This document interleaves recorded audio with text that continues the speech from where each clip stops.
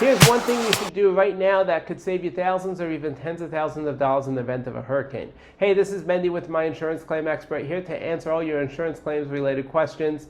So we're in hurricane season, and one of my favorite tips to remind people about is take a hammer, take a nail, and if your fence comes up against your house, make sure to put a nail through that fence into your house.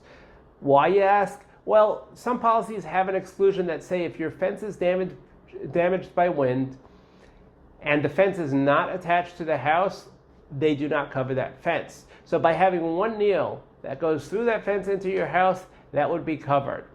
So, like I said, go out. If your fence comes up to the house, take one nail, take a hammer, put it through the fence into the house, and that can save you thousands or tens of thousands of dollars. Hope you found this informational. Of course, please like, share, tell your friends about us. And of course, if you have any questions, email them to questions@pantherpa.com. Stay safe out there. Have a great day.